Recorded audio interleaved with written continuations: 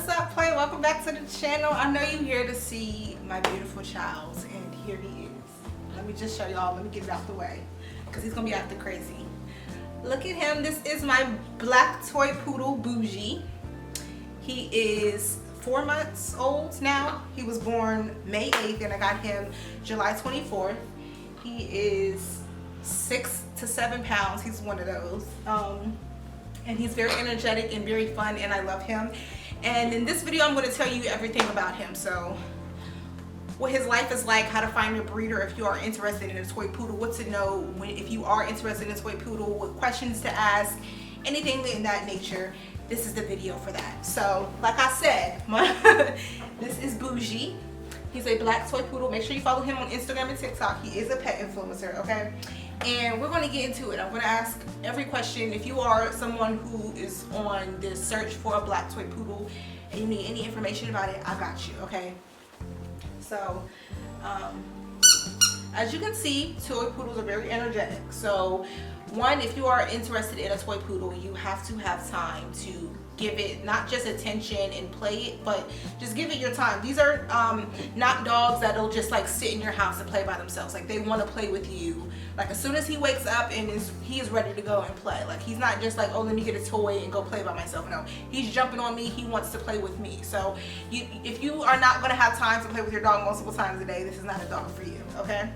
So let's just tell you guys like my journey and how I got this dog. So I've wanted a toy poodle for years. I've always wanted a red one, but because those dogs specifically in that color are in such high demand, they're very, very hard to find. The breeders usually have a waiting list, and because of the color is in higher demand, that dog is more expensive. And then, so I've been wanting one for about 5 years. In January, I decided, okay, I now am in a financially, good place to take care of a poodle or a dog in general. I have the time for it. I have the mental capacity for it. So it's time to get a dog.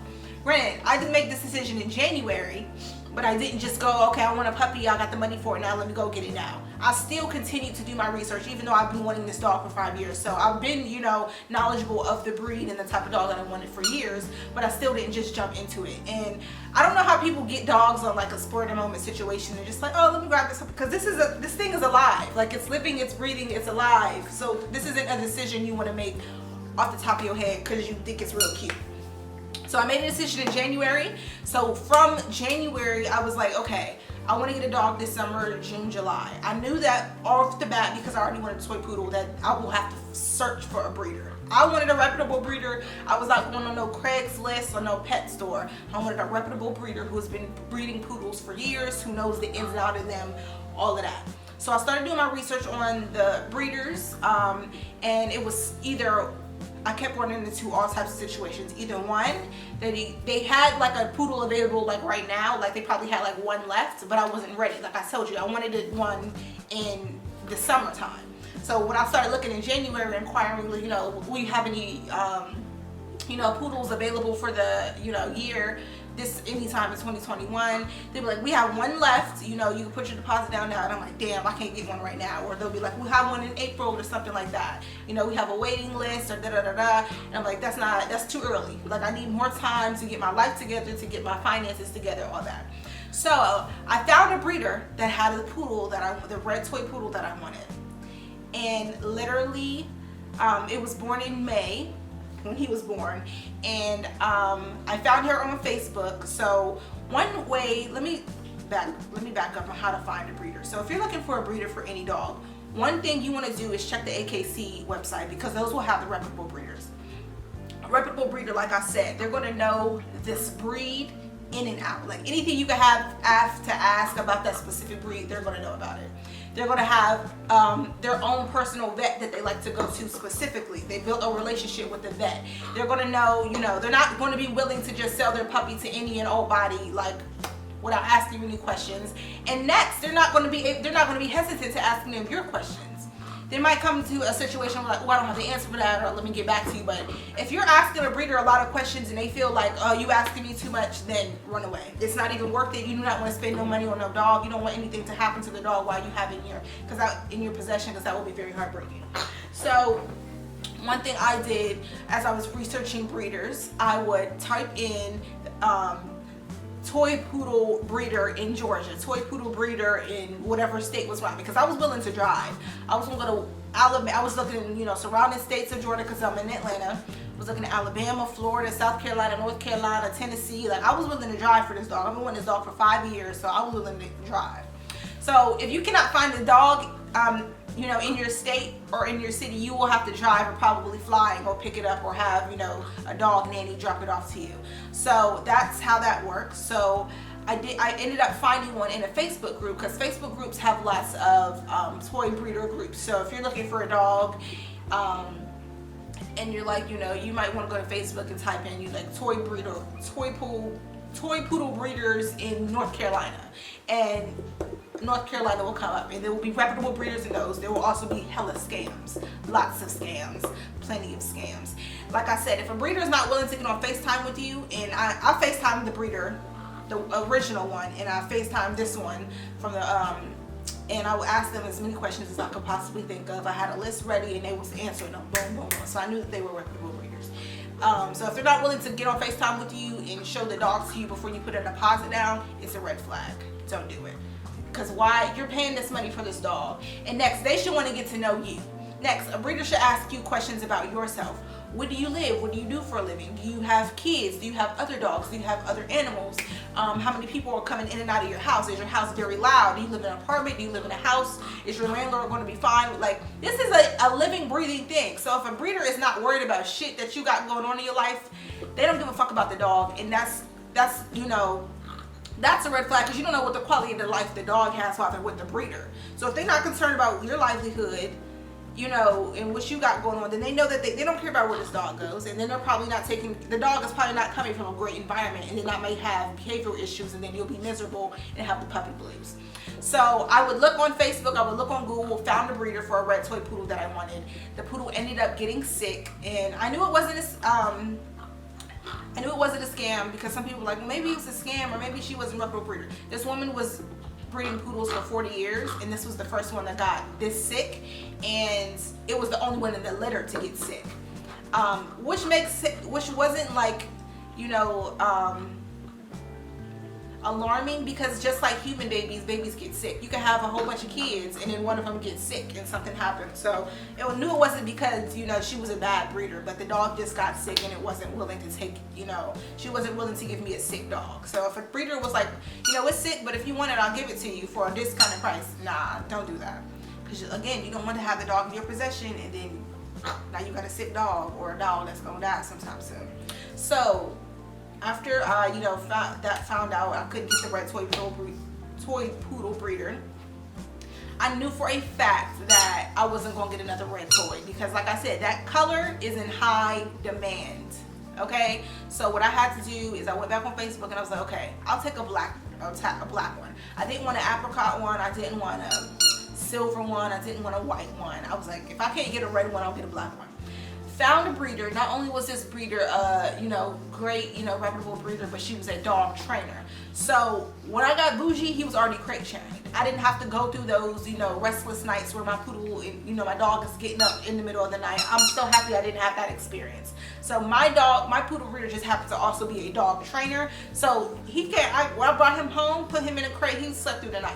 Been sleeping through the night since I got him. I got him in July. It's September now. So that's that on that. That's my story on how I got the dog, and, you know, how to find a reputable breeder. So I'm going to ask you some more questions. So I'm going to answer some more, you know, things about the dog. So one thing you want to consider if you are interested in a toy poodle, or any poodle, doodle, one, you need to have money to groom. Bougie costs about $100 a month. I take him, I'm going to start taking, let me back up. If you want a poodle, a doodle, or any of those things, you need to have some money to pay for grooming. These dogs' hair grows so fast. He was basically like shaved all the way down a week ago, and his hair is growing back already. These dogs' hair and nails and all that grows so fast. You will have to get them groomed at least every 4 to 6 weeks. So once a month, you could be paying to get, you know, $75 to $100 to get your dog groomed. If you don't have the money for that, what's going to happen is your dog is going to get matted up. They're going to be very uncomfortable because that hurts them, and then their nails are going to be growing long like crazy. They won't be able to see because their hair is growing over their eyeballs and in between their paws, so they're probably going to be sliding all over the place. So if you don't have enough money to, pay I wouldn't even say a whole $100, because then once you get to the $100, you probably got like a standard poodle, or you're probably getting really cool poodle cuts. But if you want at least to just have them nice and cut down, that's $50 to $75 minimum every 4 to 6 weeks, and that's a minimum. And that's only if you are doing right in grooming your puppy in between. So in addition to, Bougie goes once a month, especially now that he's fully vaccinated, because your dog has to be vaccinated in order to go, get groomed. I give him a bath every 2 weeks up until he was able to go to the groomer, but I also brush him every single day. Poodles have very, very curly hair, so if you're not brushing them, the hair will get matted. And if the hair gets matted, either the groomer may not even take them because that's too much fucking work and now the dog is in distress, or your groomer is going to pay you a large ass fee because you didn't do your job and due diligence in brushing your hair. I brush Bougie at least every 2 to 3 times a week. And once he gets older and gets his adult coat, because once they become an adult, their hair gets even more curlier. So now it's kind of like a deep wave, but when he becomes an adult, it's going to be a deep curly, and then it's really going to get tangled up. So I'm gonna probably have to do it every day once he, gets that adult coat. So if you're not taking care of your dog and grooming it in between, or giving it baths, even if you don't feel like comfortable giving it baths all the time, at least every other week if it's not old enough to go to the groomer yet. But if you're not brushing your hair all the time, you're gonna be adding more to your grooming sessions because they have to demat your dog. And sometimes if they have to demat it, then you wouldn't even be able to get like a cool, poodle cut. They'll have to just shave it all the way down and let it go back out. So if you do not have the time to brush your puppy's hair all the time, and if you don't have money to pay for groomers, like I said, $50 to $75 minimum, at least for a toy poodle. And next, you always have, and then because these dogs and need to be groomed so much, these groomers, appointments be booked up. So you're gonna have to sometimes even like book a couple appointments in advance. So that's one thing I knew ahead of time before getting this dog. Like, I have a whole savings account just for grooming, because that's how much he needs to get groomed. He's going to start going every single month because his hair grows so fast. So if you do not have the money or the time to invest in a poodle, do not do that. Next, food. So I am transitioning him to a raw diet, so that's much more expensive than paying for kibble. But kibble, a bag of kibble can run about $30.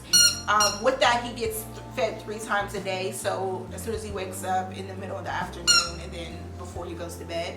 So we do a couple of sessions.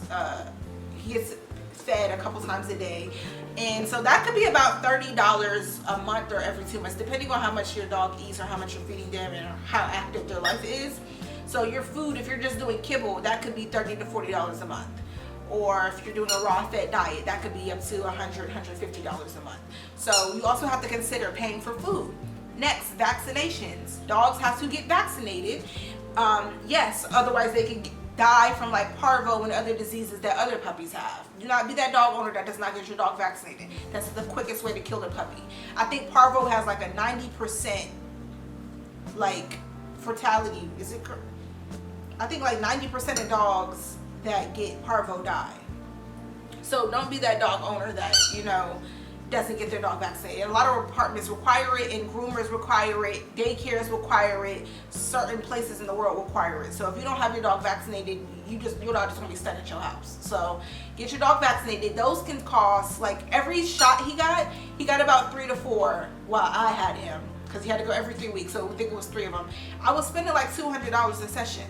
And then depending on where you go, certain types of shots might be required for the area that you live in, because everywhere is different.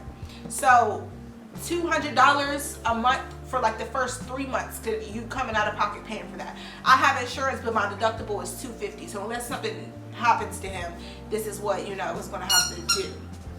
So that's that. You have to have money for grooming, and you have to have money for vaccinations. You have to have money for food. Next, toys.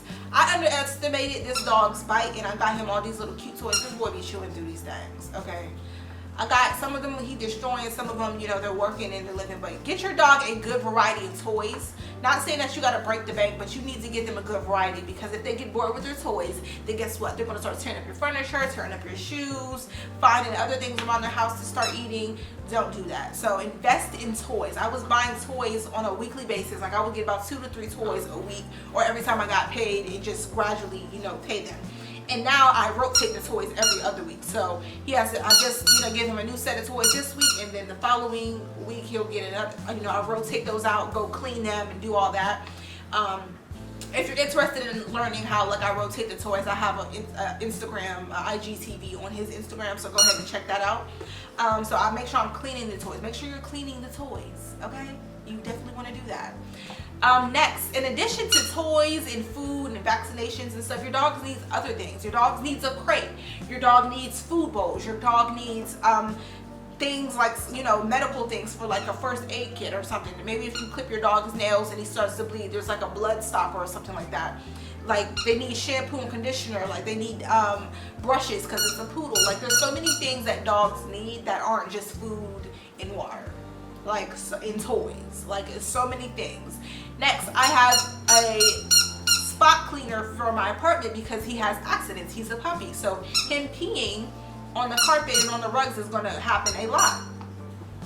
So I make sure I have carpet cleaner, and I have a, you know, steamer to clean that up. I have a whole video, a whole haul on every single thing I bought this dog. So if you want to know what you need to get your dog, I have that in the description box below.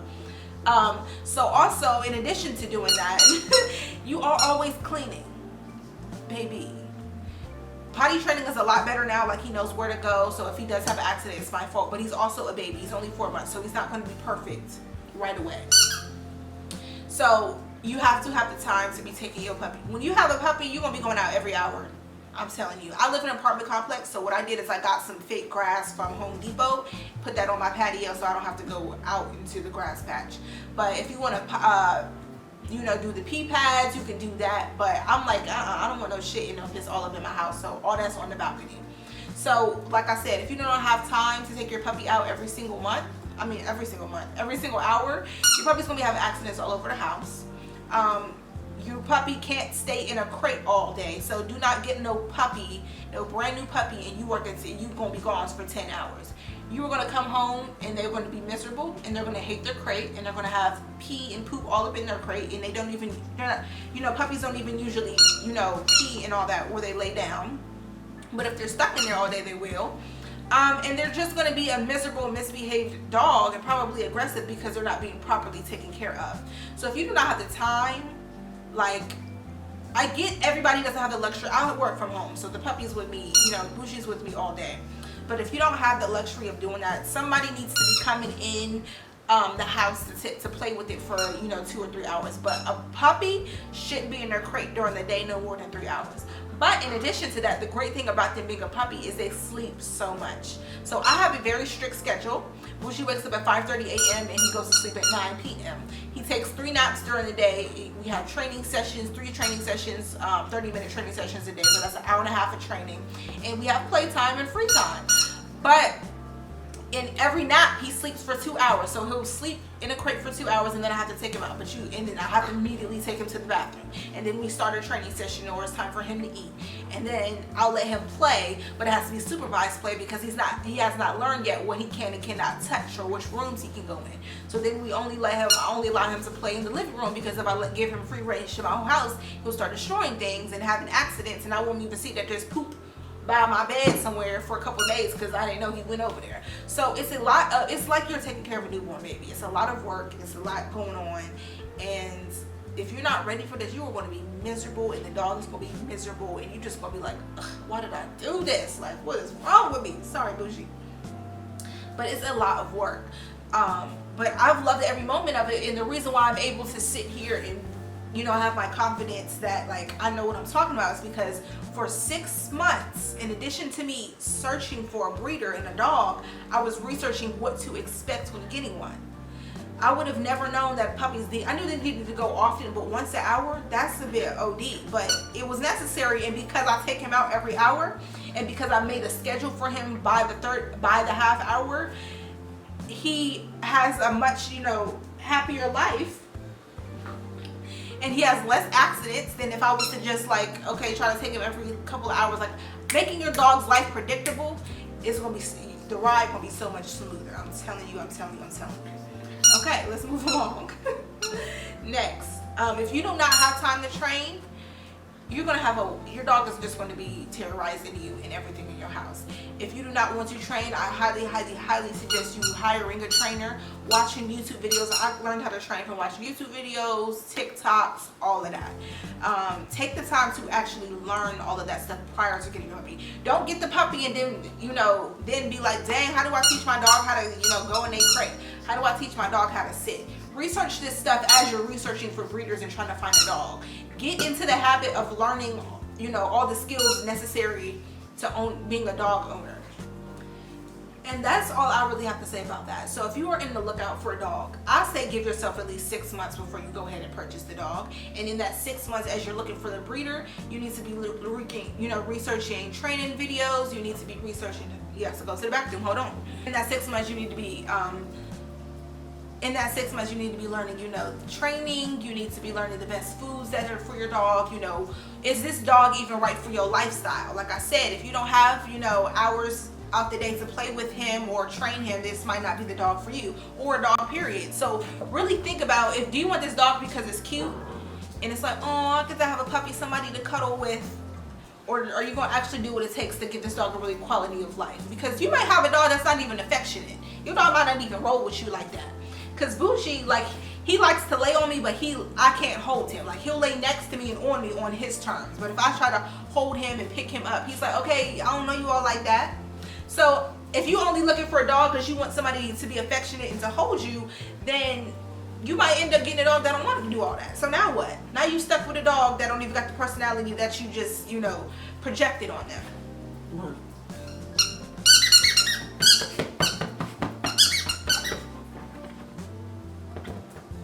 So make sure that when you are doing this, you're doing the necessary research to ensure that your dog has a really great quality of life and that you're happy, because it's your puppy and you should be happy and comfortable in your household with your puppy. So I hope this video was very helpful. I hope you learned how to find a great breeder. If you have any more questions, leave them in the description box. Leave them in the comments below.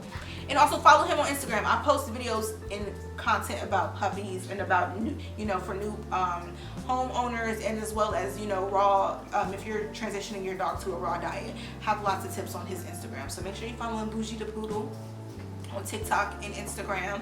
And I hope this video was very helpful. So if you're on the market for a toy poodle, I hope this, gave you the necessary, knowledge that you can do your own research now on where to find the dog breeder, on, is the dog right for your lifestyle. So, yeah, I hope you guys enjoyed this video. And say bye, Bougie Bougie. Oh my goodness. All right, y'all. Bye.